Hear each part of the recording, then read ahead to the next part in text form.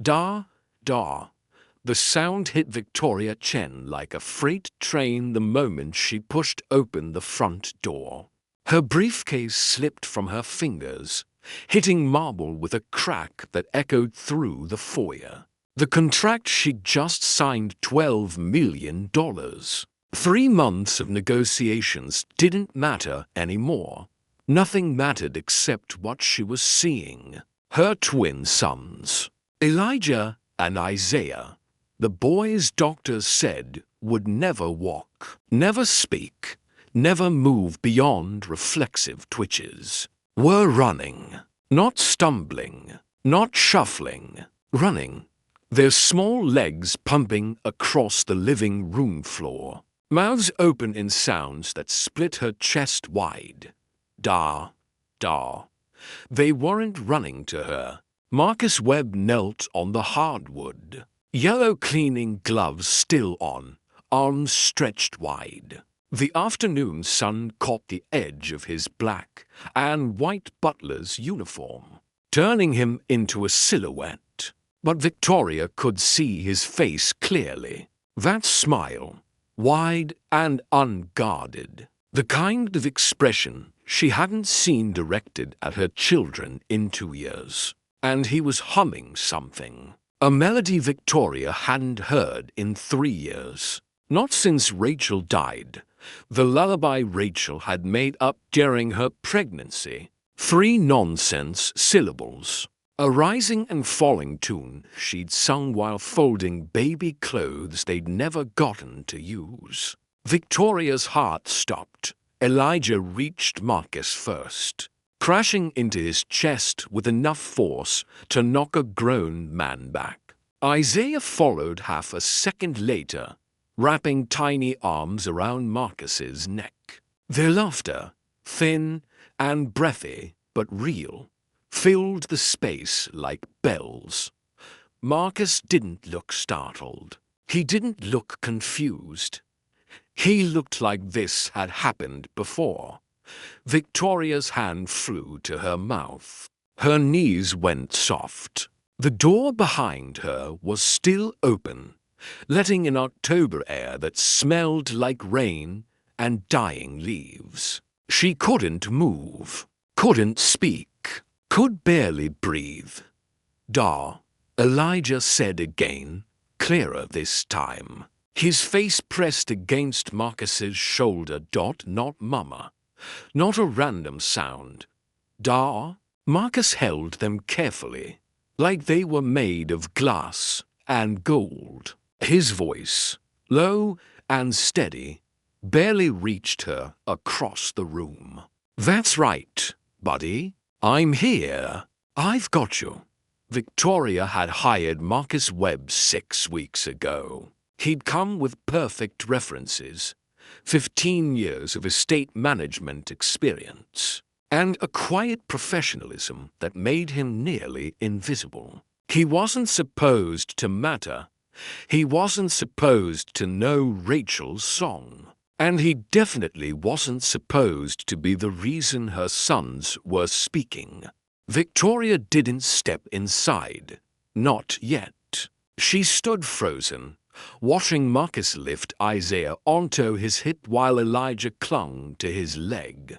The melody hung in the air between them, unfinished. How do you know that song? Her voice came out strangled. Marcus looked up, and something flickered across his face. Not guilt, recognition.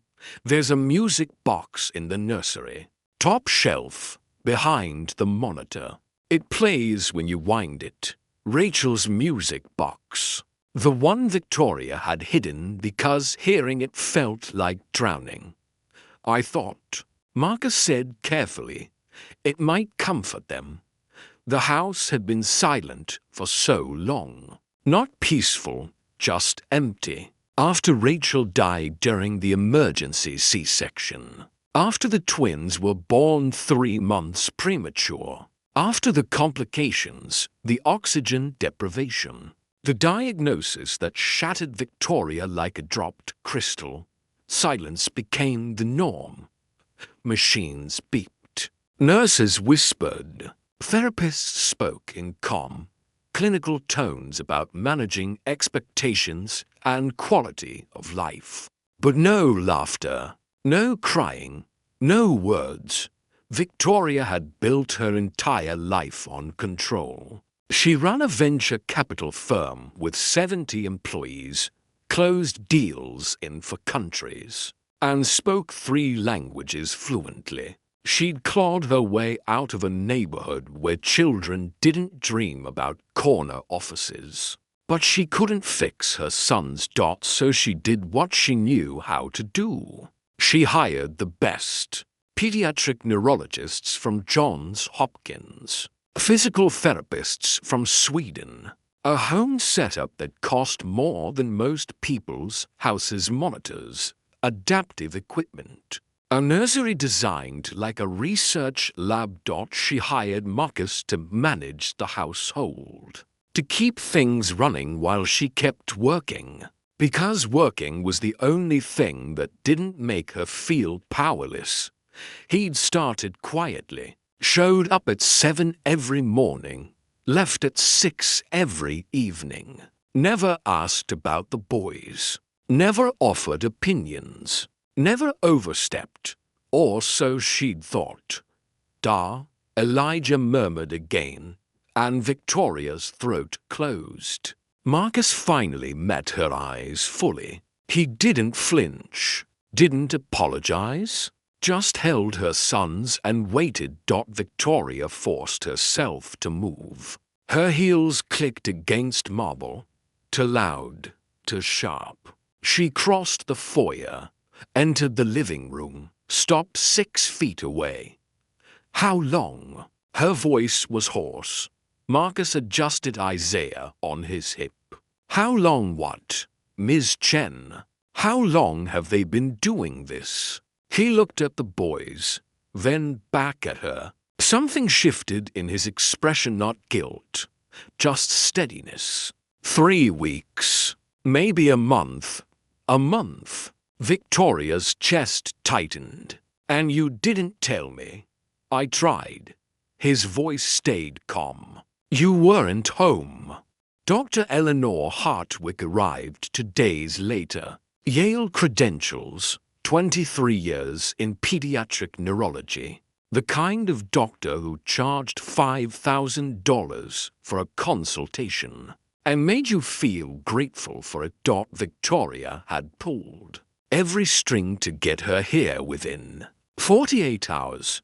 She needed someone to confirm what she'd seen, to validate that the impossible was real. Dr. Hartwick spent 30 minutes examining the twins. She watched them take hesitant steps between furniture, listened to their babbling attempts at da and ma, reviewed 2 years of medical records on her tablet. Lips pressed into a thin line, Marcus stood in the corner, still in his uniform, hands folded, silent. Finally, Dr. Hartwick removed her gloves with a sharp snap. Ms. Chen, she said, her tone that particular blend of professional sympathy and dismissal.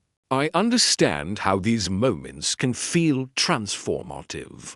As a mother, you want to believe. They're walking, Victoria interrupted. They're speaking. They're exhibiting improved motor reflexes and producing vocalizations. Yes, Dr. Hartwick tapped her tablet. But we must be careful not to assign meaning where there may be none. What you're interpreting as speech is likely imitative behavior, breath patterns against vocal cords. The brain is desperate to find patterns. They're calling him Da. Victoria's voice shook. They reach for him specifically. Babies reach for warmth, for vibration, for sensory input. It doesn't necessarily indicate recognition or intentionality. Dr. Hartwick's expression softened slightly, which somehow made it worse. Given their diagnosis, what you're seeing is remarkable progress. But it's neurologically implausible that they've developed symbolic language or purposeful ambulation. These are reflexive responses to consistent stimuli. Victoria felt the room tilt. So you're saying it's not real? I'm saying it's not what you think it is. Dr. Hartwig glanced at Marcus, then back to Victoria. Who's been providing their daily care? The nurses, the therapists, and Victoria hesitated. Marcus, the household staff? The way she said it, like Marcus was furniture that had started moving on its own. He's been spending time with them, Victoria said quietly. Dr. Hartwig nodded. That knowing, pitying expression settling on her face. Ms. Chen, I've seen this before. Caregivers become emotionally attached. They start interpreting normal responses as breakthroughs. It's well-meaning, but it's not medical reality. She closed her tablet with a soft click. I'll send my full report by Friday. In the meantime, maintain their current therapy schedule and try not to build expectations beyond what the science supports. She left with the same efficiency she'd arrived with, her heels echoing down the hallway. Marcus was the first to break the silence. She's wrong. Victoria looked at him. She went to Yale, and I've been here every day. His voice stayed level, but something fierce moved behind his eyes. Your sons aren't reflexes. They're people. The envelope arrived 3 days after Dr. Hartwig's visit. Thick cream cardstock, embossed logo. Marcus found it in the staff mailbox, and Victoria watched his face change as he read it. What is it? She asked. He folded the letter carefully, tucked it into his jacket pocket. Nothing important, but it was. She could see it in the way his shoulders had tensed, the way he didn't quite meet her eyes. That evening, while Marcus was reading to the boys, Victoria did something she wasn't proud of. She checked the household mail log. The return address led her to the Clearwater Institute, an elite special needs care center in Connecticut. She pulled up their website. Premier positions available for experienced caregivers, 6-figure salaries, housing, full benefits. Her stomach dropped. The next morning, the boys knew something was wrong. Elijah clung to Marcus's leg harder than usual. Isaiah cried when Marcus set him down, even for a moment. They'd never done that before. They can feel it, Victoria said quietly. She was standing in the nursery doorway, watching Marcus try to comfort them. He glanced up. Feel what? That you're thinking about leaving. Marcus went still. For a long moment, he didn't speak. Then, slowly, he pulled the letter from his pocket and held it out to her. Victoria took it. Read it. The offer was even better than she'd feared. Lead therapeutic caregiver. Research opportunities. A chance to help dozens of children. It's an incredible opportunity, she said, her voice hollow. It is. You should take it. Marcus looked at Elijah and Isaiah, both boys now quiet, watching him with wide, unblinking eyes. They offered me 3 times what you're paying. Victoria's chest tightened. I can't compete with that. No, Marcus said. You can't. The silence stretched. Somewhere in the house, a clock chimed. Then Marcus folded the letter and placed it on the changing table. But they can't offer me this. Elijah had started humming. Not a melody. Victoria recognized something new, something his own. Isaiah joined in, off-key and fractured, but together. They don't know my name there, Marcus said quietly. They don't reach for me when they're scared. They don't. His voice caught. I watched my nephew grow up in a system that saw him as a diagnosis. I'm not doing that to them. Victoria felt tears burning her eyes. Marcus, I'm staying, he said. If you'll have me. Not as the butler, as their caregiver, as the person who believes they're more than what the doctors say. Victoria didn't go back to the office the next day, or the day after that. She cancelled meetings, delegated projects, and for the first time in 2 years, stayed home. Not because she had to, because she wanted to. She sat on the floor with Elijah and Isaiah, reading books Marcus had already worn soft with use. She learned Rachel's lullaby again, the one she'd hidden from. Her voice cracked on the second line, but Marcus hummed along, and the boys swayed between them. She would have loved this, Victoria whispered. Seeing them like this, Marcus nodded. I think she does. That afternoon, Victoria pulled out the music box, wound it. Let Rachel's melody fill the nursery for the first time since the funeral. The boys didn't cry. They smiled. 2 weeks later, Dr. Hartwig's report arrived. Victoria read it once, then filed it away. The words reflexive responses and imitative behavior didn't matter anymore, because that morning Isaiah had looked directly at her and said, clear as daylight, Mama, not Ma. Mama Dot and Elijah, not wanting to be left out, had toddled across the room and grabbed her hand. Marcus had been offered 2 more positions since Clearwater. Both times, he declined without hesitation. Victoria had drawn up a new contract nanny, full-time, quadruple his original salary, and a college fund for his nephew as a signing bonus.